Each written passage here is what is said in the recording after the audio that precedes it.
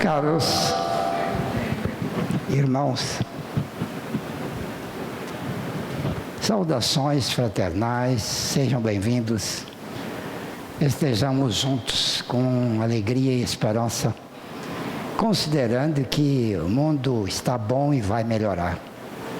E está muito bom agora. Diz um espírito amigo que nós nunca estivemos numa situação tão boa quanto estamos atravessando agora. A gente é que é acostumado a só ver o mal.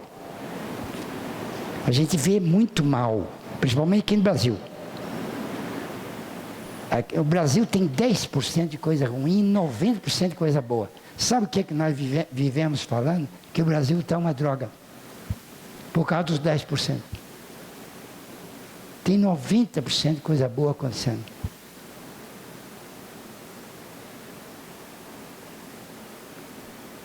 Teve um pensador mineiro, o professor Rubens Romanelli, escreveu um livro maravilhoso chamado Primado do Espírito.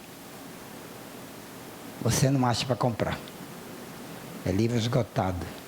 Mas eventualmente aparece algum em alguma livraria. O dia que você achar, você corre lá e paga 1 milhão, porque vale mais. Lá nesse livro tem um pensamento que fala assim: procura ver o bem no fundo de todas as coisas, pois não há maior miséria do que ter olhos para ver somente a miséria. E o que é que nós temos feito? Visto a miséria dominante. E ela não é dominante. O número de pessoas boas é imensamente maior do que o número de pessoas más. Se bem que todo mundo tem maldade embutida. Chama-se o lado sombra da gente. Nós todos temos um lado sombra, um lado ruim, um lado mau. Se você provocar adequadamente, qualquer pessoa mostra o seu lado mau. Ele existe, está lá.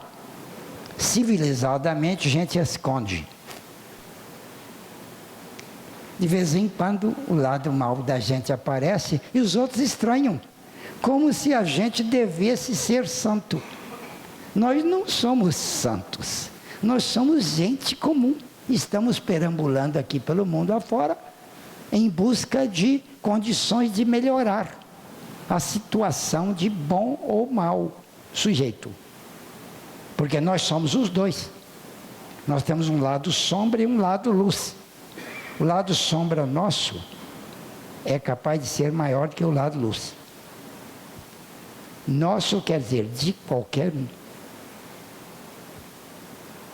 Porque nós estamos vindo de um passado ruim, que é o nosso. Nós já vivemos muitas vezes na Terra em diferentes corpos. Mas os corpos não eram dos outros, não eram nossos. Porque o espírito que nós somos era o mesmo. Era aquele que fez o corpo desde a concepção, desde o útero da mãe. O espírito ajuda a construir o corpo. O espírito fortalece a genética. E a genética opera na elaboração do organograma do corpo. Então o espírito nasce com um corpo que ele fez para ele. Ele, a mente da mãe dele e a mente do espírito que acompanha o processo. Vamos chamar esse terceiro elemento aí de o divino. Não chama de espírito, não. Chama de a mão do divino, a mão de Deus. Está lá operando junto com a mente do sujeito dono do corpo e com a mente da mãe. Isso é o que está escrito nos livros. E aí aquele espírito elabora o corpo que é dele. Mas cada vez que aquele espírito nasce, é do mesmo jeito. Ele elabora um corpo para ele. Quer dizer que ele teve vários corpos, mas não eram corpos dos outros. Eu habitei diferentes corpos. Dá a impressão que o sujeito chegou e fez igual aquele marciano do filme lá, que joga uma bolinha no sujeito assim, aí o sujeito para e o marciano vai lá e entra dentro dele assim, ó. E agora quem manda é o marciano, com o corpo do sujeito. Isso não existe, não é assim que nós somos espíritos que estão em outros corpos e dominam o corpo dos outros. Não é assim, não. A gente faz o corpo da gente e ele é da gente, ninguém pode tirar. Se tirar, o corpo morre. Não tem jeito de tirar o espírito. A gente sai quando a gente vai desencarnar. Porque ou a gente sai e o corpo desencarna, ou então o corpo desencarna primeiro, daí a gente fala, opa, estou fora, você morreu, negão, cai para lá. O corpo não é a gente. E a gente já viveu muitos corpos, muitas vezes na Terra. Mas aí para trás a gente era pior do que hoje. Se você for considerar o seu passado, você hoje é ruim desse tanto aqui.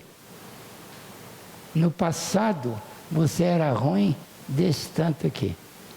E no passado, antes era ruim desse tanto aqui. E assim você vem vindo, ó. Aí para trás, você era pior. Porque em cada vez que a gente nasce, a gente melhora um pouco. Nem que seja um pouquinho, a gente melhora. E eu estou representando quantitativamente aqui o tanto de pior que é. Esse aqui, ó, é pior do que esse, e esse é pior do que aquele. Cá para trás, quanto mais para trás, né, pior.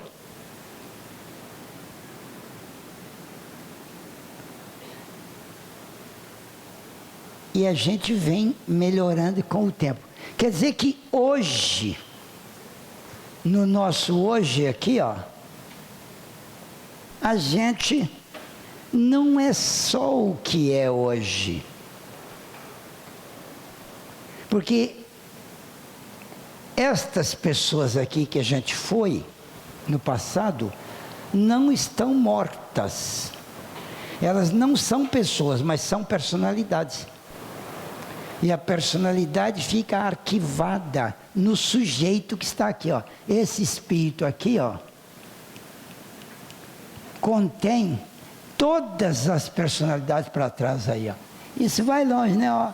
Isso vai, ó. Sabe quantas são? 10 mil.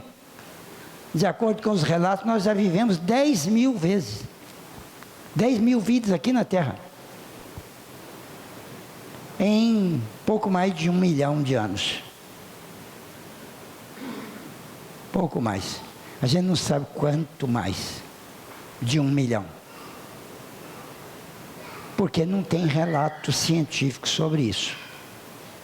O que tem relato é que o ser humano data de mais de 1 milhão de anos aqui na Terra. Supondo que somos nós que estamos vindo de lá.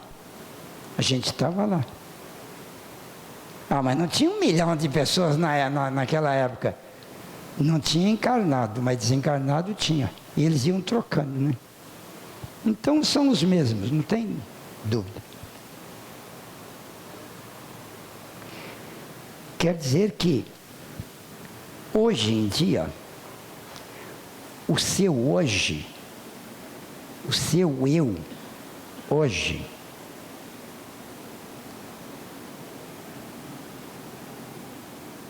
é um eu melhorado, bem melhor do que este mesmo eu na última vez que você viveu. Este eu seu ali é menos bom do que o seu eu de hoje. Vamos chamar de ego, porque a gente representa o conceito personalístico que a psicanálise definiu. Então, chama ego. Então, o ego é o centro da personalidade consciente. Nós hoje temos este ego aqui, um ego. Meu. Porque quando eu falo meu, quem é que está falando? Quem está falando é esse ego aí, é esse eu. Então eu não posso falar meu eu.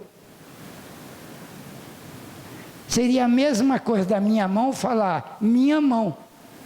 Ela está falando minha mão. Ela não pode falar isso. Ela é ela. Ué.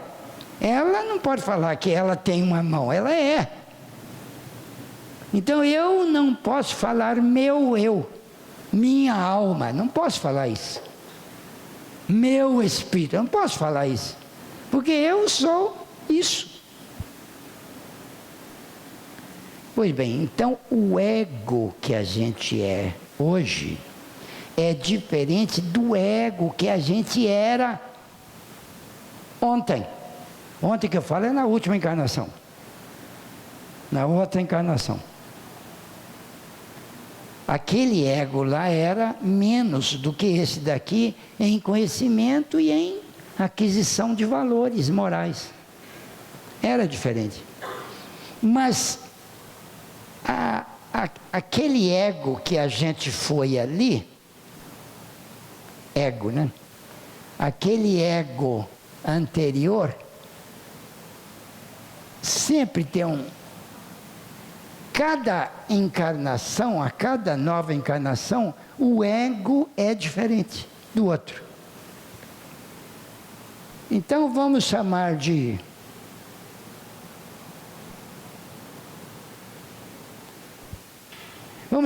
ego 1, esse de hoje aqui.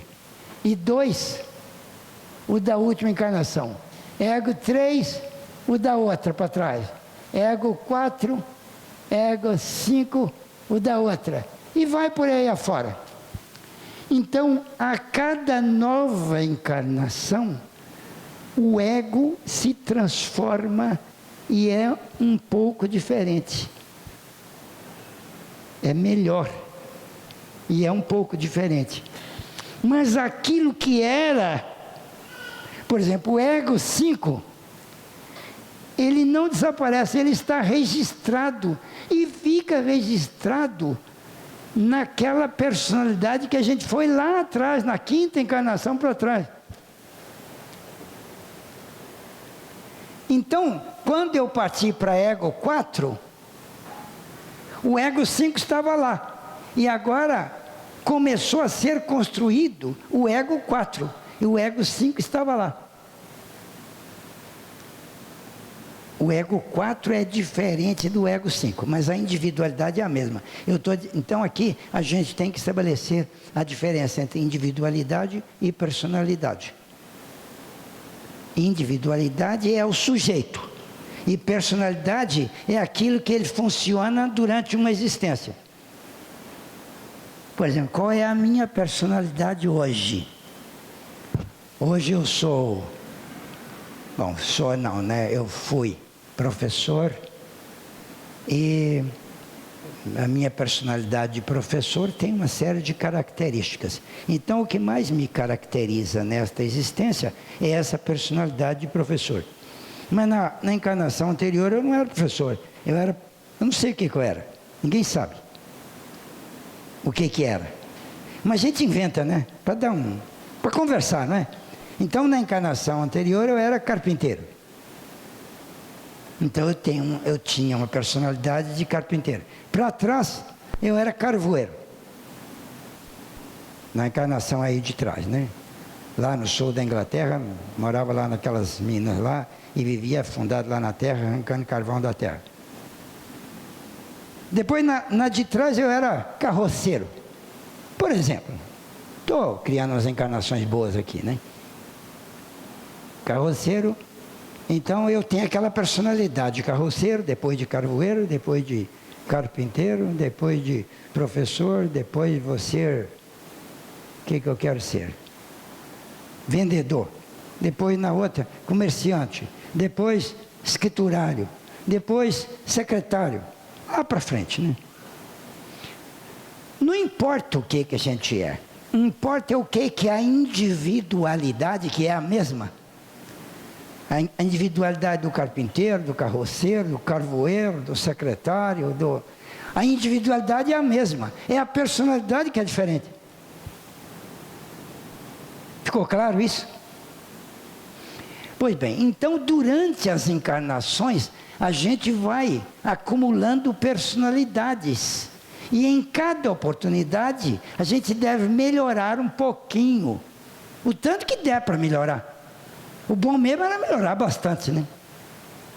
Mas se não der para melhorar bastante, melhora menos. Não sei quanto, um tanto aí. E esse tanto que você melhorar, constrói a personalidade seguinte. Bem, o que é importante é que essas personalidades estão todas justapostas aqui, nessa de hoje. Ou seja, nós temos vários egos. Chamando de ego a representação da personalidade. Em cada existência, né? Então, eu tenho vários egos aqui. Quer dizer que quando eu funciono hoje, eu estou funcionando com todos esses egos. Que eles não morreram, eles estão aqui. E se manifestando para eu ser hoje isso que eu sou. Porque senão, se não fosse assim, eu era hoje a mesma coisa que eu era há 35 mil anos atrás. Que é o que eu tinha lá? Sei não, índio, sei lá o que e tal. Aquilo lá, né? E aquele cara lá que era embrutecido e tudo mais, não é igual a esse de hoje aqui. Ele melhorou muito nesta viagem, pelo tempo e pela experimentação. Quem fez esse esquema foi Deus. Eu não acredito nisso. Não precisa acreditar, não. Você não precisa acreditar na gravidade também, não. Só que essas coisas que existem, independem da sua crença nelas. Elas existem. Você não acredita na gravidade, mas ela está lá. Você nunca não acredita no campo eletromagnético da Terra, mas ele funciona, ele está lá. Você não acredita no eixo da Terra, mas ele está lá. Você não acredita nos meridianos, mas eles estão lá. Quer dizer que o que você acredita não define a verdade que existe. Eu não acredito em reencarnação, não acredito que a gente já nasceu. Não precisa não, mas ela está lá funcionando. Você acha que é a primeira vez que você nasce aqui nesse mundo? Você está muito bonzinho. Você já nasceu legal do jeito que você é agora? Compara você com um canibal daquele lá da África, aqueles primitivos lá, para ver se é igual. Por que você não é igual àquele lá? O Criador não é amigo de todos igualmente? Por que você é muito melhor do que aquele cara lá? Bom, aquele cara lá é mais primitivo, ele é mais recente, você é mais antigo. Ele vai chegar onde você está. E você vai chegar onde o São Francisco está. Você está longe do São Francisco, não está? Ou não? Você acha que você é igual ao São Francisco? São Francisco chegou perto de uma cobra venenosa, que ele estava deitado assim num lugar, descansando, dormindo, e aí veio uma cobra daquelas, né, passou perto, na hora que ele acordou. Se a cobra passar perto e a gente estiver dormindo, ela não ataca a gente não. Ela pode passar ali, ela distorce da gente, olha lá, esse cara podia ser de comer, né, tal que. Mas é muito grande para ela comer, então ela vai embora. Aí ela vai embora, ela passa perto de você e vai embora. Agora, se você acordar, igual o São Francisco fez, o idiota tinha que acordar. Na hora que a cobra chegou. Ele acordou, aí ela, a cobra, né? Para pegar ele, porque ela assustou. Cobra ataca quando ela pensa que vai ser atacado. Agora, se for um sapo, por exemplo, ela não ataca porque vai ser atacado, não. Ela ataca para comer mesmo. Né? Se for um bicho pequeno, um rato, assim, um coelho. Mas, se for uma pessoa, ela não ataca, a menos que ela pense que vai ser atacado. E como São Francisco fez um movimento brusco, ela preparou para dar um bote nele, né? Se fosse você ou eu, o que é que nós fazíamos? Eu não sei o que você fazia, mas eu corria lá em casa e chamava minha mãe para assistir. A cobra me pegar. Porque não tinha jeito, né? Aí ia me pegar. Porque quando a cobra arma o bote assim, ela vai atacar. Só se a gente ficar absolutamente quieto e ela não ver nenhum sinal de ataque, aí ela prefere sair devagarinho. Se ele mexer, eu volto lá. Aí ela vai embora. O São Francisco não fez isso não. Acho que ele nem sabia disso. Por que ele ia saber disso? Ele não tinha obrigação de saber disso, né? Ele só sabia que ele amava, isso ele sabia. Aí ele olhou para ela e falou assim, oh, minha irmãzinha, mas que beleza. E aí ela envolvida naquela onda de verdade, de amor, porque o meu amor pode ser só falado, né? Lá por trás não tem o correspondente. Mas o amor do São Francisco era verdadeiro, era profundo. E a cobra envolvida naquele amor, ela murchou a orelha. Já viu a orelha de cobra? Nunca viu, né? Não tem, né? Mas imagine que tem. Aí ela murchou a orelha. E aí ele passou a mão na cabeça dela, ela gostou. Gostou, lambeu a mão dele. Aí eu disse, querida, você precisa ir. Aí ela foi.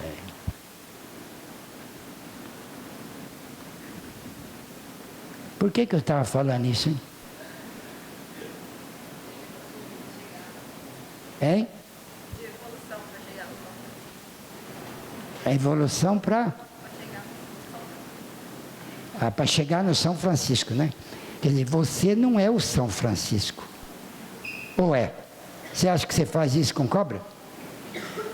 Ele fez isso com lobo selvagem também. A história dele conta. Mansou o lobo lá na hora. Agora você não faz isso, faz? Eu fui fazer isso outro dia com um cachorro.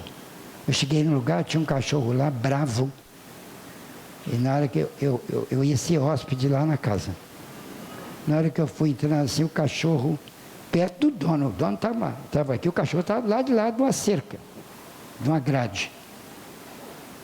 Mas cachorro não liga para a grade, ele ataca a si mesmo. Ele pulou na grade e me atacou. Aí eu tomei um susto danado de grande, né? E resolvi dar uma de São Francisco. Falei, meu irmãozinho, e tal, e fui. E me enchi de amor franciscano. E fui. Na hora que eu cheguei perto do cachorro, ele... Falei, epa, não sou São Francisco, não. Pensei que era. Descobri que não era. Falei, melhor correr mesmo, tá?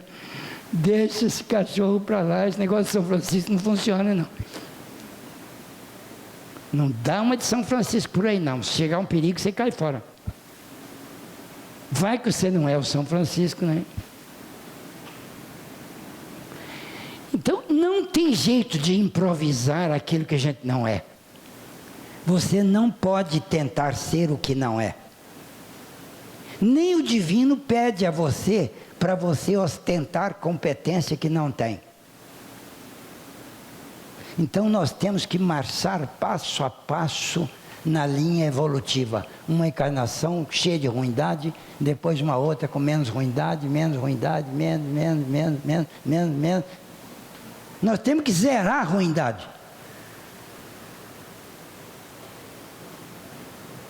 Quanto é de ruindade que você acha que você tem agora? Esse tanto aqui, ó. Esse tanto de ruindade aqui, ó. Quanto é que vale? A sua ruindade. Que é igual a minha, que é estatisticamente igual, né? Nós não temos...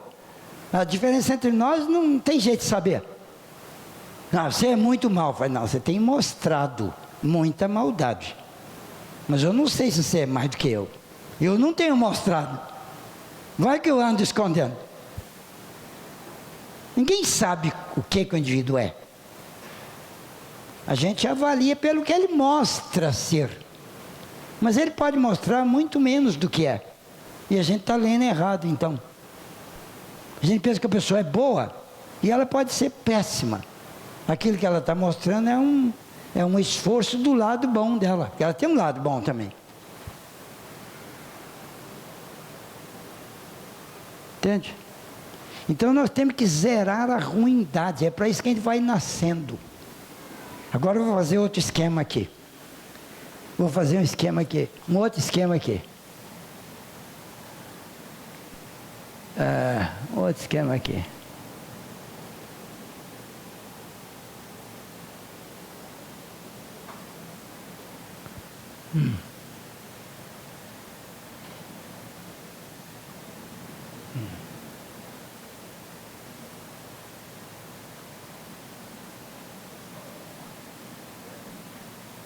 Está torto, hein? Se tiver torto, não liga não, é só desentortar. Né? O que importa é... Bom, o que é isso aqui? Bom, isso aqui é uma porção de linhas riscadas na lousa, né? Mas o que é que representa isso aqui? Eu quero representar aqui um espírito. Um sujeito encarnado. Um você. Qualquer. Aqui é o hoje. Aqui, ó. Isso aqui é uma superfície, ó. É um cone, né? Ó. Aqui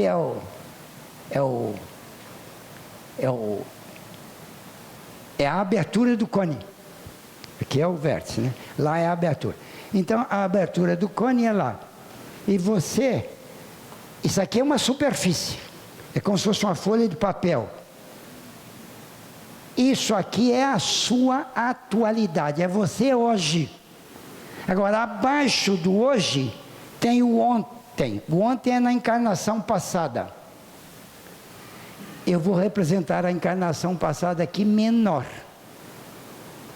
Porque agora não vou representar mais a ruindade. Eu vou representar a bondade. Então, a bondade no passado era menor do que a de hoje. A de hoje não é lá essas coisas, mas ela é alguma coisa. E essa alguma coisa eu chamei daquilo ali. Agora, para trás aqui, ó, eu vou colocar uma outra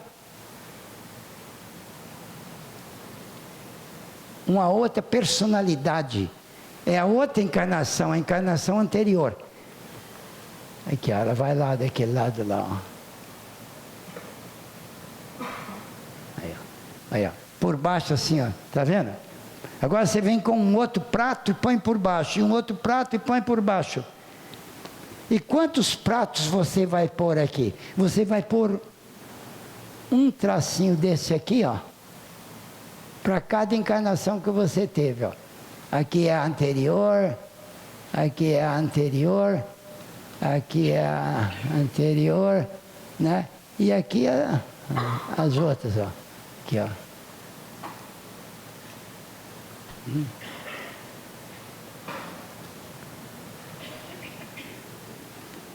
Dá para vocês fazerem uma ideia ou não? Dá? Imagina prato, uma porção de prato assim, um em cima do outro, mas os pratos menores, né? À medida que vai. Quando chegar aqui embaixo, ó,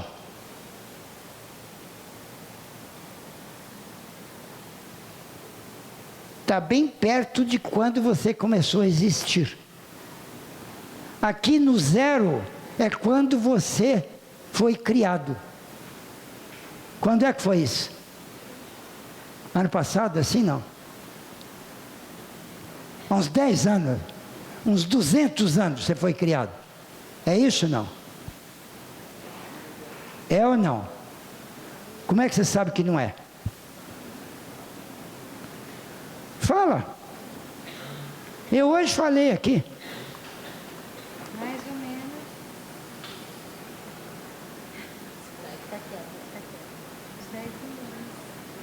10 é muito. 1 milhão. Bom, nós não sabemos se é 1 milhão, ou 2 ou 3. Isso a ciência não sabe, não. por falta de fóssil. Não tem fóssil hominoide, né? Tem um fóssil de um macacoide bem avançado de 3 milhões e 700 mil anos atrás, que já é bem próximo do homem. Então a ciência está inclinada a acreditar que mais ou menos naquela época ali, pouco mais, por aí, uns 5 milhões, quer dizer, de 5 milhões de anos para cá, para trás disso não tem indício nenhum. Mas até 5 milhões nós podemos ter começado. 5 milhões de anos. Não é muito, não. Não é muito, não. Sabe quantos milhões de anos tem que os dinossauros desapareceram? Os dinossauros desapareceram. Vocês já assistiram o filme, já? E lá no filme eles falaram várias vezes. Aquele filme do parque lá, do Jurassic Park lá, naquele filme eles falam umas 4, 5 vezes. Quantos anos tinham que os dinossauros desapareceram? Depois no outro filme seguinte, que é o Jurassic Park 2, que não chama Jurassic Park, né? Aí eles tornam a falar várias vezes que quantos milhões tem que os dinossauros desapareceram. E agora eu pergunto para vocês aqui, vocês olham para mim com a maior cara de pau e ninguém sabe. Quantos anos tem que os dinossauros desapareceram? Foi outro dia mesmo, caiu uma pedrinha aqui no México, na península de Yucatán, lá no México. Todo mundo sabe disso. Faz quanto tempo? Faz, nunca mais esqueço, hein? A última vez que eu vou falar isso para vocês. Não falo mais. 65 milhões de anos. Há 65 milhões de anos começa a era Cenozoica. Daí para cá não tem mais dinossauro. E então, de 65 até o homem aparecer a 5 milhões, decorreram 60 milhões de anos. Isso é tempo, não é? Milhões de anos, rapaz. Você sabe o que é 1000 anos? A gente tem dificuldade de pensar nessas coisas. Sabe o que é 1000 anos? Eu não formo uma ideia muito boa sobre o que é 1000 anos, não. 100 anos eu formo uma ideia. Um século. O século XX, por exemplo. Desde 1900 até 2000 é o século XX, né? Decorreram 100 anos. Foi tempo para danar, não foi? Nós todos nascemos no século XX, não foi? Exceto alguns chatos que tem por aí. Tem algum chatinho aí que nasceu no século XXI? Tem, né? Bom, então um século é muito tempo. Agora sabe o que é 1000 anos? É 10 séculos, um atrás do outro. É muito tempo, né? Aí tem 1000 anos. Sabe o que é 1 milhão de anos? É 1000 anos, 1000 vezes. Você pega 1000 anos, 1000 vezes. Nossa! 1000 vezes? 1000 anos? Aí a gente já começa a perder. É só para chegar num 1 milhão de anos. É muito tempo. Nesse tempo, o homem fez essa evolução aqui, ó. Ele partiu lá de trás e chegou ao que é hoje. E ele nasceu 10.000 vezes aqui na Terra. Porque quando ele nasce, ele fica um tempão aqui, né? Ele não nasce e morre daí a 2, 3 dias. Porque se ele nasce e morre daí a 2, 3 dias, daí uns 2, 3 anos ele está voltando. Está nascendo de novo, e continua contando aquela encarnação lá. Antigamente as pessoas viviam um tempo mais curto, mas também nasciam muito mais depressa. Num século o indivíduo nascia 2, 3 vezes. Hoje em dia, num século, ele nasce uma vez só.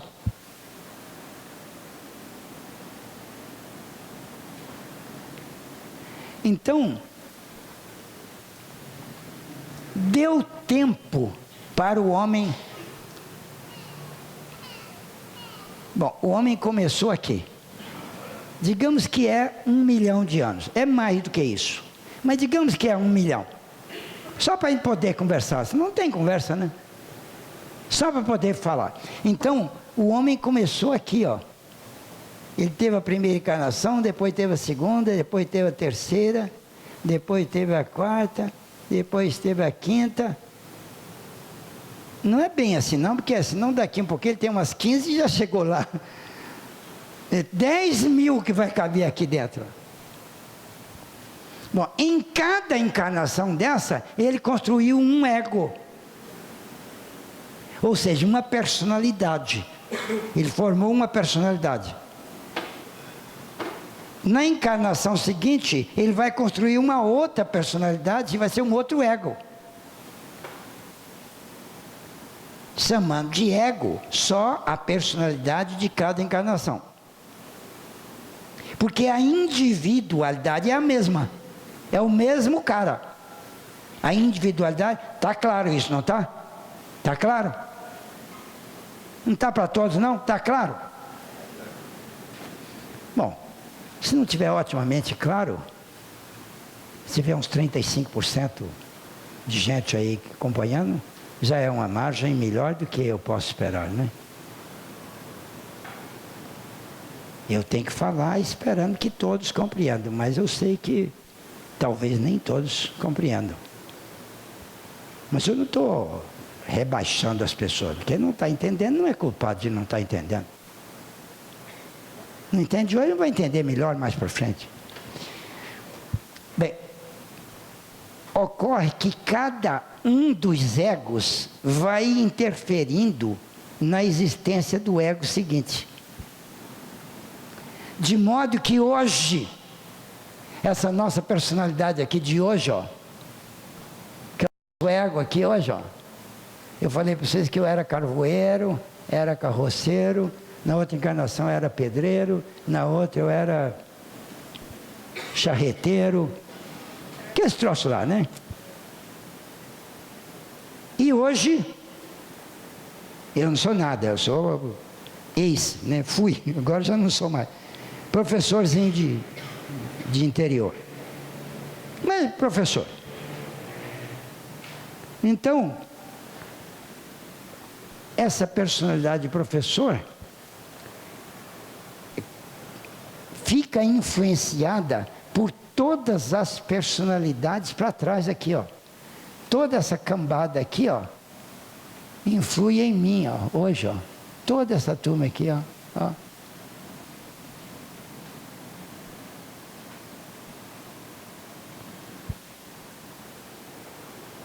E é por isso que a gente tem um lado mau. O lado mau é aquela coisa que brota na gente quando a gente é provocado. Porque às vezes você está muito tranquilo, muito bonzinho, muito piedoso, muito amoroso aí. Aí eu começo a falar umas coisas aqui sobre a dignidade da senhora que gerou você. Aí você começa a soltar o seu apache. O seu apache é o lado mau, né? Você começa a desamarrar o apache que está lá dentro de você. Daqui um pouquinho você está pronto para voar no meu pescoço. Então, será que a sua personalidade hoje não aprendeu nada, não lucrou nada? Você tem essa droga de ruindade aí? Bom, essas ruindades aí são as outras personalidades que estão interferindo na atual. Por isso que nós temos a capacidade de fazer maldades indescritíveis. É só a gente ser adequadamente provocado. Se você gostar muito de uma... Bom, de um animal, de um animalzinho. Digamos um cachorro. E alguém chegar e amarrar você e judiar o seu cachorro, judiar do seu cachorro. Machucar o seu cachorro, furar e tal, depois matar o seu cachorro na sua frente. Aquele cachorro que você gosta. E depois o cara vai embora, você escapole de amarrado que você estava e faz o quê? Bom, depende do tipo de apache que você tem dentro de você. Indivíduos normais, a gente não sabe qual é o apache da gente, qual é o primitivo da gente, o conjunto de primitividade que tem. Porque tem uns primitivos que na hora H eles ficam muito bravos, mas daí um pouquinho eles falam, pensando bem, deixa isso para lá, vai. Não vai adiantar nada.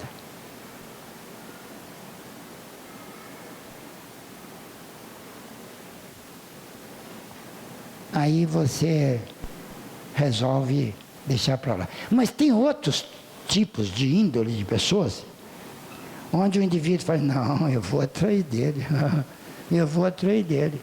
Ou vai sozinho. Eu assisti a um filme em que o mocinho, que era um cowboy daqueles festas gun, né? Aqueles caras de... Sabe o que é festa em inglês? Festa quer dizer depressa. Faster quer dizer mais depressa. Fastest é muitíssimo depressa. E gun é arma. Arma, revólver. Arma. Agora, fastest gun, o que é? Fastest gun é aquele cara que saca tão depressa que você não vê a mão dele. Assisti um filme chamado Fastest Gun as Alive.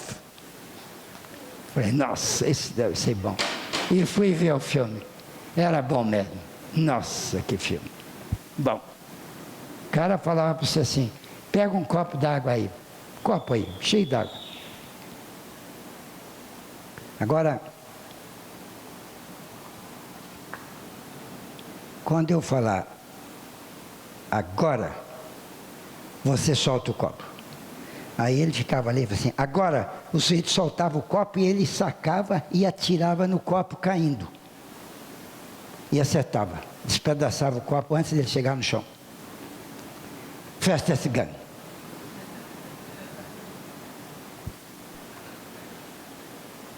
Então, se você é um fastest gun e o cara matou o seu cachorro, aí você faz o quê? Você vai lá na caixa, cata o coldre, marra aqui, marra a cordinha aqui, experimenta o Colt 45 e joga. E vai atrás do sujeito, né? Pois é, assisti um filme que aconteceu isso. Só que os bandidos mataram a mulher dele e 3 filhos pequenos que ele tinha.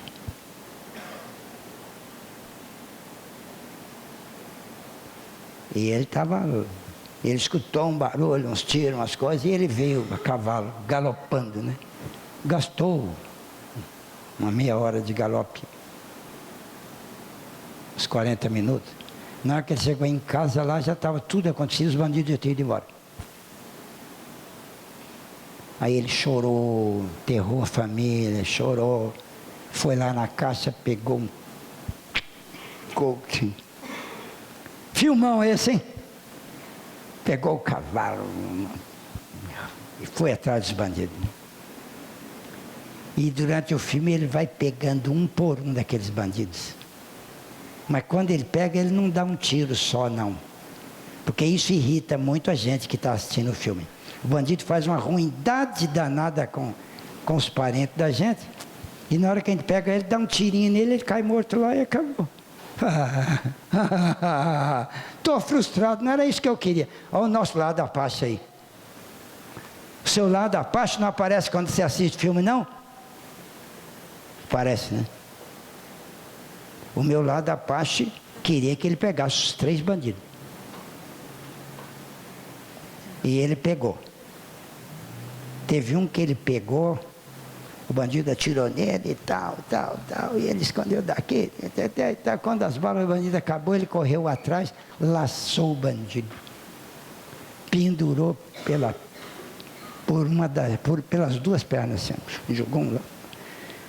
jogou assim no cavalo, na árvore, assim, com o cavalo, e puxou.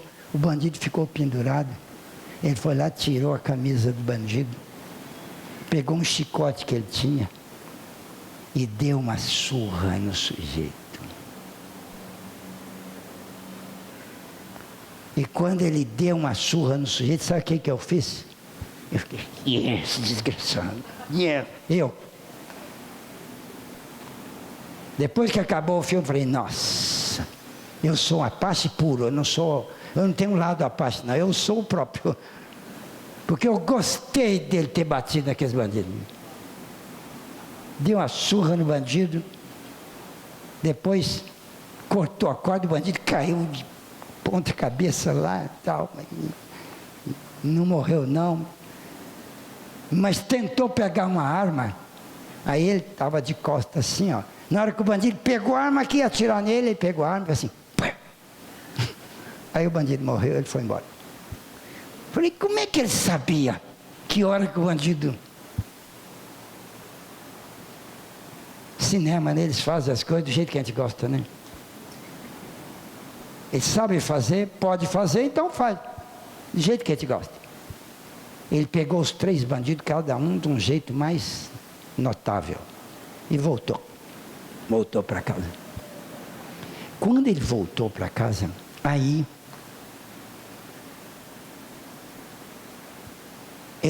Ele entrou lá numa igreja, tinha um padre. Ele entrou na igreja, sentou lá, o padre falou assim, o que é que você quer, meu filho? Confessar? Ele disse, não, quero confessar não. Se o senhor puder sentar aí um pouquinho, eu converso com o senhor. Mas não é confissão não. Aí o padre sentou lá e ficou escutando. E ele falou para o padre assim, eu saí de casa e fiz uma coisa que devia fazer. E agora que eu fiz, eu estou muito mal comigo mesmo. Muito mal. Devia estar bem, mas não estou. Estou muito mal. E aí o filme termina. Eu adorei. Porque aí prendeu o meu Apache. A moral da história é que a vingança alimenta aquela sanha de crueldade que a gente tem por necessidade de reparação. O outro lá fez uma coisa ruim com a gente, quando faz uma coisa ruim com ele, a gente sente bem, que é a vingança. A vingança tem um alívio. Mas depois que passa a vingança, agora você pode ter um remorso ou não. Olha bem, esses caras que estão por aqui assim, ó, lá para trás, não tem remorso nenhum. Eles matam o outro lá com a maior tranquilidade, vão embora, está tudo certo. Remorso nenhum. Agora, com o tempo, eles vão vivendo e vão tendo outras experiências. Por isso é que precisa de reencarnação, rapaz. Já pensou se não tivesse reencarnação? O cara era ruim aqui, ficava ruim, morria ruim, nascia ruim, morria ruim, pronto. Agora, com reencarnação, ele vai construindo um remorso ao longo dos tempos. Lá adiante, ele começa a ter um remorsozinho. Mais para frente, um remorso maior, mais para frente. Esse lá do filme, enquanto ele estava com aquela mágoa, com aquela raiva, ele matou os bandidos. Daquele jeito, ele fez crueldade com eles. Na hora que ele voltou, que ele parou para pensar, ele já tinha uma competência para remorso. Então, de dentro dele emergiu uma sensação de desgosto com aquilo que fez. E ele não tinha ninguém para falar, foi falar com o padre. Falei assim, ó, o senhor não vai fazer nada, nem eu quero, mas eu só preciso falar com alguém, eu vou falar com o senhor. não estou satisfeito comigo, não. Eu fiz o que tinha que fazer, mas agora que eu acabei de fazer, não estou bem, não. Estou mal para burro. Cá dentro de mim tem uma censura pelo que eu fiz, modo como fiz, o que fiz, sei lá. Tem uma censura, tem um arrependimento, uma tristeza. Pois bem, isto é o remorso. Remorso é uma bênção de Deus. Precisa ser despertado dentro da gente. Deus não dá esse presente, não. Você tem que criar. Por isso que tem reencarnação. Durante as reencarnações, você vai criando uma competência para remorso. Se você hoje em dia consegue identificar em você uma linha de remorso intensa, você faz uma coisa errada e arrepende e fala, droga, eu não devia ter feito aquilo. Às vezes, você tem aquele impulso de ir atrás da pessoa. Às vezes é um amigo seu a quem você prejudicou, você ofendeu, você brigou, numa hora apache sua. Todo mundo tem sua hora apache, né? Numa hora sua de apache lá, você ofendeu o seu amigo. E depois em casa você sente aquela dor. Isto é uma beleza. Quando já tem isso, porque Deus plantou dentro de cada pessoa, não o remorso, mas uma capacidade para remorso. Então você começa a desenvolver essa capacidade aos pouquinhos. E tem um remorsinho, depois um remorsozinho maior. Lá adiante você tem um grande remorso. Quando você já tem um remorso que o impulsiona a ir atrás da pessoa que você ofendeu, chega lá e fala assim, olha, eu vim aqui pedir perdão para você, mas eu preciso te explicar uma coisa. Você não precisa me perdoar, não. Porque eu não mereço. E se for para me beneficiar, eu nem quero que você me perdoe. Eu só preciso pedir para me punir. Porque o ato de eu pedir me joga dentro de uma dor tão grande. E é esta aí que eu preciso. De modo que você me dá licença, você não precisa falar nada. É só me deixar chorar aqui um pouquinho de arrependimento pelo que eu fiz com você. Eu estava muito errado. Aquilo que eu fiz não se faz. Não devia ter feito. E fiz. Não tenho desculpa. Não tenho perdão. Não mereço isso. Mas eu me alimento com a dor de contar para você que eu reconheço o erro que eu fiz com você. E estou muito sofrido. Não posso compensar você, eu não vejo um jeito de compensar. Mas se eu soubesse um jeito, eu compensaria. Este é o perdão. Se você chegar nesse ponto, aí, após esta linha de remorso dolorosa, você está perdoado por si mesmo. Que é o único perdão que vale. É o único que vale. Se você me perdoar ou não, eu estou pouco lixando. Mas se eu não me perdoar, não adianta você perdoar. É o sujeito culpado. Os espíritos contam que lá no além, às vezes o cara chega e começa a falar mal dele. Eu fiz isso, fiz aquilo, eu não podia ter feito e tal. O outro lá, um outro espírito amigo, um espírito às vezes até mais adiantado, fala, não, fulano, não faz isso com você não, você está perdoado, deixa isso para lá. Ele olha assim, estou perdoado? Estou não, eu não estou, eu não me perdoo. Como é que estou perdoado? Olha que coisa, rapaz.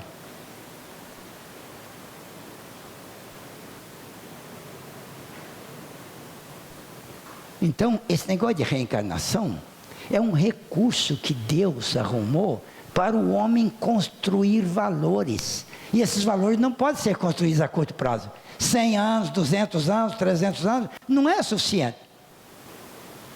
Não são, né? Anos, muitos, não são suficientes para construir valores. Precisa de 1.000, 2.000, 3.000, 5.000, 8.000, 10.000 anos. E você tem. Você vai nascendo. E vai construindo valores. E na medida que os seus valores vão sendo construídos, você vai reduzindo o tanto de ruindade que tem dentro de você. E na outra encarnação você é ruim para burro, mas menos. Aí, ó, aqui você era ruim aqui, ó. E agora você é ruim ali, ó. Ali, ó. E o outro era lá, ó. Então você reduziu esse tanto aqui, ó. Foi a redução de ruindade. Agora você precisa de outra existência, senão vai botar você no inferno. Não, Deus não fez inferno, Ele fez reencarnação. Falei, não, vai nascer de novo, rapaz. E outra coisa, quando você nascer, você vai inverter. Você era rico, agora você vai ser pobre. Você era rei, agora vai ser escravo. O Emmanuel conta a história dele. Há 2.000 anos atrás, ele era senador romano, cheio de poder e de ruindade. Na encarnação seguinte, ele era escravo. Nasceu escravo lá, foi escravizado, passou a vida toda escravo. Como escravo, ele sofreu, ele se penitenciou. Mas ele deu um salto, né? Ele foi lá um tanto assim, ó. A ruindade dele diminuiu, tá, tanto assim. Depois ele teve outra encarnação e tal. Se ele for aproveitando bem cada uma, na hora que chegar 10 encarnações depois, ele está muito melhor. Por isso que tem reencarnação. Durante a reencarnação, o indivíduo fabrica a sua virtude, vencendo pouco a pouco o mal que tem dentro dele e apresenta diversas frentes. Porque o mal não tem uma cara só. Você não é só perverso, você é egoísta, você é safado, você é sem vergonha, você é cachorro, você é corrupto, você é uma opção de coisa. Então você vai lutando contra cada uma dessas faces de ruindade que tem dentro de você. E lá adiante você está muito melhor. Mas olha, a sua meta, sabe qual que é? É zerar. É chegar aqui, ó. Chegar aqui, ó. No zero. No zero da ruindade. Quantas encarnações você precisa dali até aqui, ó? Aqui, ó. Quantas? Não é outro funil, não. Aquele funil lá é outro esquema. Aqui, ó, é a bondade, ó. Na medida que você perde a ruindade, você adquire a bondade. É um outro esquema. É um outro gráfico. Quantas encarnações você precisa para zerar? Quando você zerar a ruindade, você é um espírito muito poderoso, chamado anjo. É um espírito, é um sujeito, é você mesmo. Só que é tão bom, tão puro, tão elevado. E a felicidade é exatamente proporcional à bondade adquirida. Então, se você foi zerando a ruindade, você foi caminhando para a felicidade absoluta, que está longe de ser essa que nós temos hoje. Essa que nós temos hoje aqui é ameaço de felicidade. Felicidade mesmo é mais para frente, quando a gente zerar a ruindade. Na medida que for diminuindo, ele vai ficando muito mais feliz, muito mais feliz, muito mais feliz, absolutamente feliz. Aqui, ó. Então vale a pena esforçar para reduzir a ruindade, que é aquilo que Jesus queria quando ele falou. Se você tem que amar o próximo. Amar o próximo é o quê? É praticar bondade com os outros. Ah, mas eu não sou bom. Eu falo assim, faça força, finja que é e faça como se você fosse.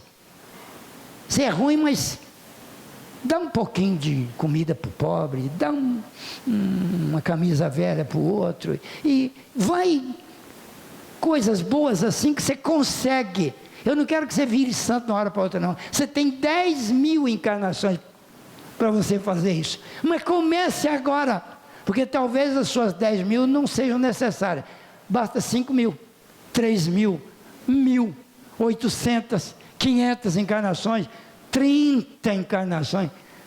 Se falar que daqui a 30 encarnações eu sou anjo, eu fico muito feliz. Mas, nossa, 30? Oh, que bom! Mas eu sei que não é 30 para mim. Para mim é 1.000.000. Para mim é, puxa. Mas não estou preocupado com quando vai ser isso, não. Eu estou preocupado em gozar a felicidade que eu tenho hoje.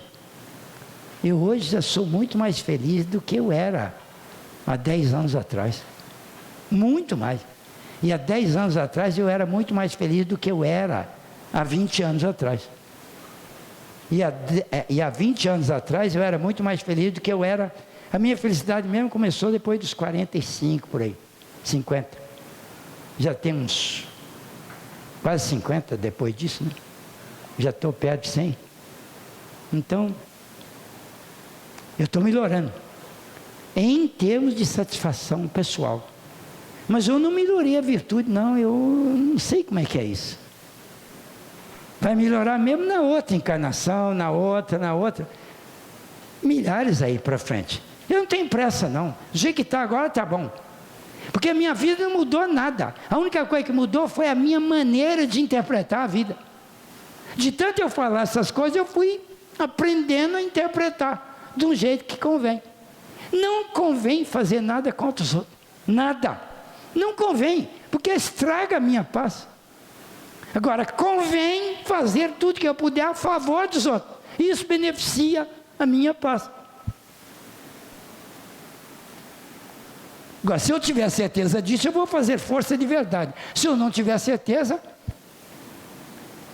eu vou continuar correndo atrás do dinheiro, porque eu quero passar umas férias lá nas Caraíbas. Depois disso eu vou para Miami Beach. E futuramente eu vou para Califórnia, Beverly Hills. Mais para frente eu vou para as Ilhas Gregas. Lá na Ilha Grega o negócio está meio feio, então eu volto para cá. Vou para Dinamarca, Noruega, Holanda. Holanda é o país de mais alta qualidade de vida do mundo. Vou para lá. Mas quando eu for, eu levo o que eu sou. Quer dizer que não é o lugar onde eu vou que importa. O que importa é o ser aqui dentro. Então, não vou para lugar nenhum, vou ficar aqui e vou me melhorar. Vou ficar aqui mesmo. Conheci uma moça que detestava o Brasil, queria sair do Brasil. Brasil é uma droga. Falei, filha, não faça isso. Brasil não é droga. Você está vendo a droga que existe no Brasil. E não está vendo os 90% de coisa boa que tem no Brasil. A droga do Brasil é só 10%. Se você vir as coisas boas que tem no Brasil, você não precisa ir, não. Porque para onde você for, você leva o brasileirismo que tiver dentro de você, que é uma droga. Você tem que mudar isso. Não é o Brasil que tem que mudar, é você. Gente, ó, vou precisar de encerrar. Por causa do horário. Tenham todos uma noite muito agradável. E cultivem sempre a esperança. E a certeza de que os dias melhores estão todos aí na frente. E a cada dia que passa, a sua vida vai ser melhor. É assim. Obrigado.